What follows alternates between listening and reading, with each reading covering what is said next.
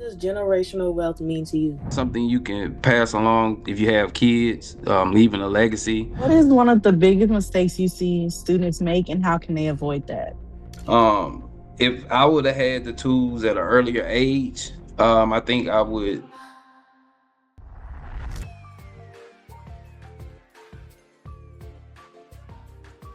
What's up, you guys? My name is Paris Jackson. I am the co-director of the Boss Kidz Talk team.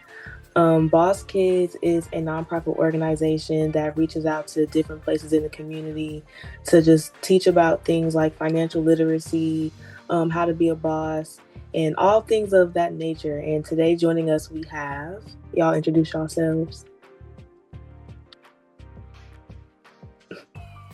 Paris, you muted. Oh, Okay, I'm muted. Oh, sorry. Hello, everyone. I am Paris Eskridge. I am a junior business administration major hailing from a small town called State Line, Mississippi, and I am the president of the Sixth Figure Club. Greetings, everybody. I am Timothy Smith III, a sophomore accounting major from Tallahassee, Florida, and I attend Alabama A&M College, and I am the treasurer for the Six Figures Club. Hello, everyone. My name is Dunstan Harper. I'm the graduate advisor for the Six Figure Club. I'm from Birmingham, Alabama, and I do work at the Alabama A&M University. Hello, everyone. My name is Diamond Gooden. I am the director of the community engagement team for Boss Kids Incorporated, and I just want to thank everyone so much for being here. Okay, so my first question would be, why was the Six Figure Club created? Okay, so the Six Figure Club was founded by Miss Petite back in 2016 in Mobile, Alabama. The reason she brought it to Alabama A&M is for more exposure.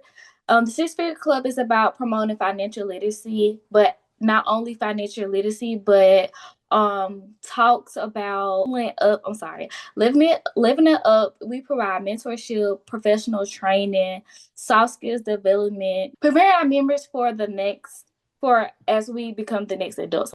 Okay, so what inspired the vision behind the Six Figure Club? Well, the vision behind the Six Figure Club was to basically normalize the way of thinking beyond just the environment outside of our environment. A lot of Black kids, if you will have you, are underprivileged and really don't get to see higher education or become financially literate until they reach adulthood. So I think this was brought about just to have young kids dream bigger, have financial literacy, and also just have another way of looking at life. And so, was there any gaps or anything that you saw on the Alabama A&M campus? What you mean by gaps? Like anything that you saw that was missing that inspired you to want to create the club? Yes, actually. So the New School of Business, I actually so how it really started, I noticed the gap was missing with the New School of Business. There wasn't no organization or club that was for business students or just the New School of Business major in total that personally works hand on with you to make sure that you will be successful and you are on the track to making six figures. We also help them with to make generational wealth. Sorry. So the reason why we came up with the Six Figure Club is just to fulfill that gap, to help students, because other organizations on campus is really not personal with their members. So with our members, we are really personal, helping them one-on-one to, hey, we have you guys back and we will teach you the ways to get to that six-figure level. okay. And I have two questions for you guys. What is the mission of the organization? Okay, so the mission of the Six Figure Club is to empower students, young professionals, and emerging leaders to achieve their career excellence while learning the tools necessary to build financial stability, develop entrepreneurial skills. And like I said once before, we provide mentorship, professional training, soft skills development to prepare our members to evolve as professionals, business leaders, and as ultimately to reach that six-figure success, that goal. Thank you for that. And my last question is, how is the Six Figure Club different from other student organizations? So the Six Figure Club is different from different organizations because we build a family-like bond. We tried to, when starting our organization, we tried to make sure that it was a very small bond. So we brought in about 25 to 30 different students. So we didn't make that too large and have an organization with 100 kids and they just wear t-shirts and they don't come to anything. So we try to make a environment to where everybody feels heard and everybody feels like they are loved. Thank you for that answer. I really like that. So, Ms. Thank you. Harper, I have a question for you. What is financial literacy means to you? It means a lot of different things. Only because I'm an adult. I've graduated college twice. I have my master's degree, so I'm a little bit above the scope of a regular college student, but I'm not too far removed. So, if I would have had the tools at an earlier age, I think I would not have to have went through so many different challenges as a young adult. But you know, just survival, stability, growth, learning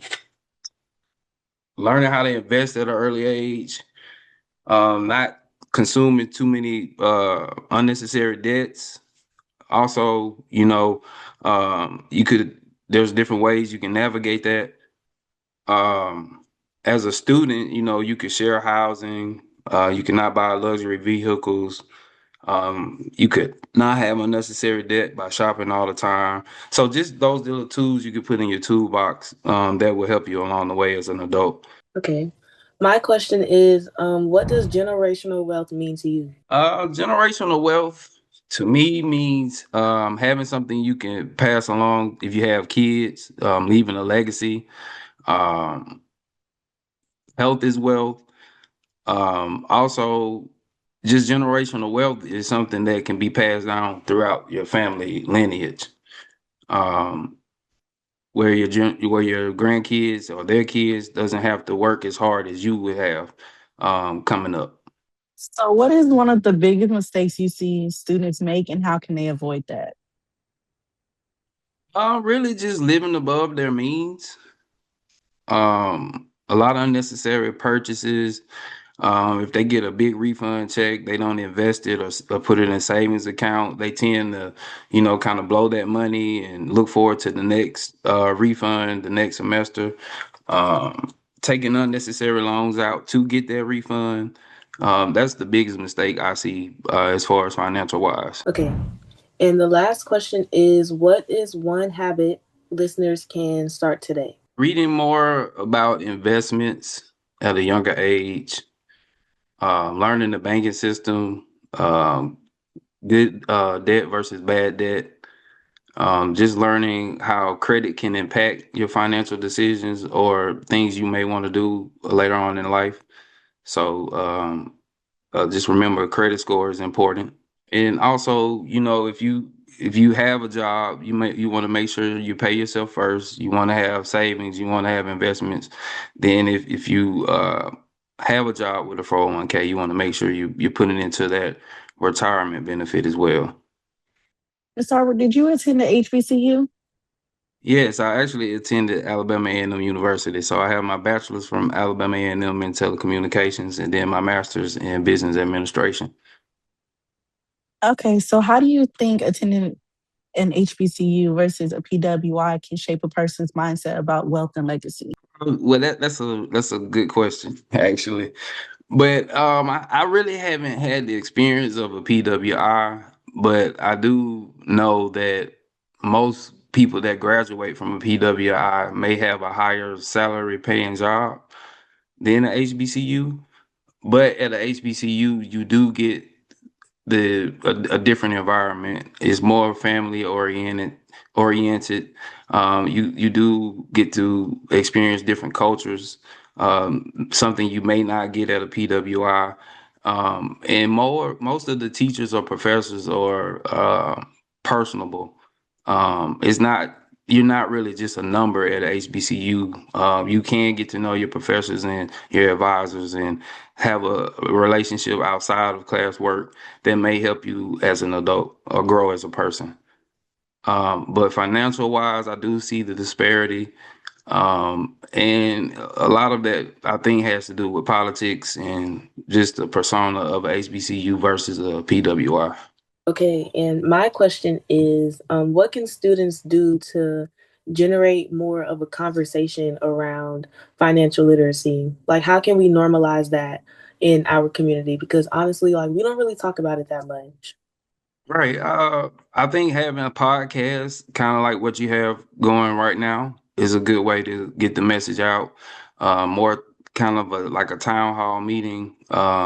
It doesn't really have to be led by the student government, but like our club, we have meetings where we have different people come in and speak about different things towards the goal of the Six Figure Club, having financial literacy. So, yes, but yeah, if you could just have more people get together and have I'm not gonna say tough conversations, but necessary conversations, and try to get yourself around like-minded people that has a common goal. um that's a good way to get students interested in financial literacy and having different conversations about it. Thank you for that. I appreciate it. Okay, so how often do you all put on events and are they just for you all or are they open to everyone? They're actually open to the public. If we have an event scheduled, we do like for our members to come. But we not only put events on and have different speakers for our members, but we do have it open to outsiders as well. And Paris, you can piggyback on that if you like. We try to have as many as events that we that the university allows to. We try not to overwhelm the student body and our members as well, because we know that everyone is busy. So we actually have, like I was saying earlier, I'm so sorry, that we have a financial literacy workshop this Friday, the 27th. It is going to be located in the New School of Business, room 209, I think. Yes, 209 in the link room. Yeah.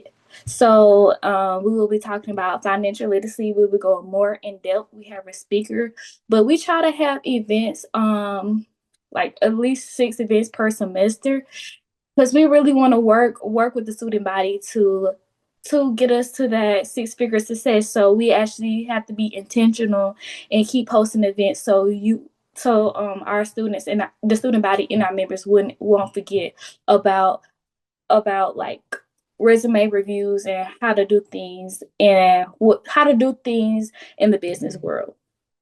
And could you ask the question again? I actually had an answer for the question that you asked, Mr. Harper. Oh, like how we can generate more of a conversation about financial literacy. Oh yeah.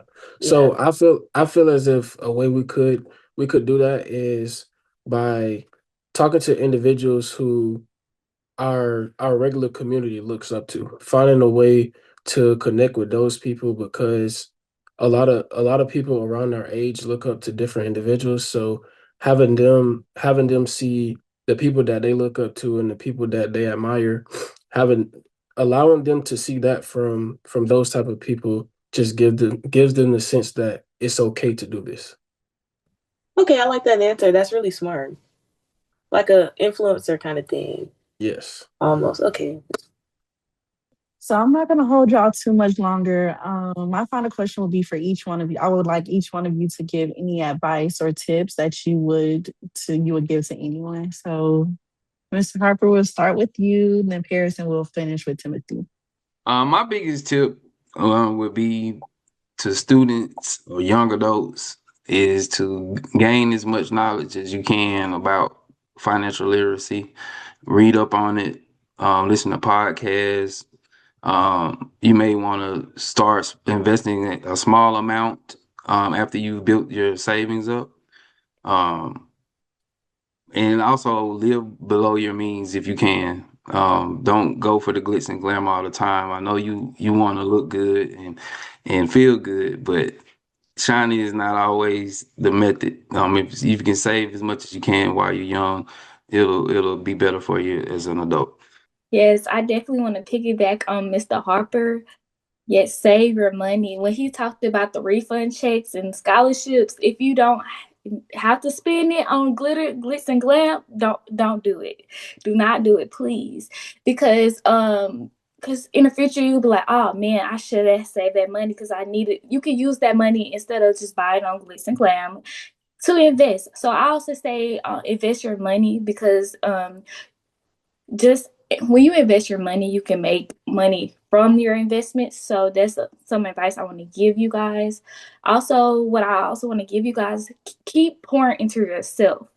A lot of people, you sometimes like me, want to help so many people in the world, but when you pour into yourself, you got to be successful first. You got to achieve. You got to get at the top as well. So pour into yourself. Do research. Invest. Invest. Invest. So I have two things to leave you with. I would say pick up a book because as is known to our community, if you want to hide it from us, just put it in a book, and also continue to get 1% better each and every day, because slow progress is better than no progress, because no progress is closer to none.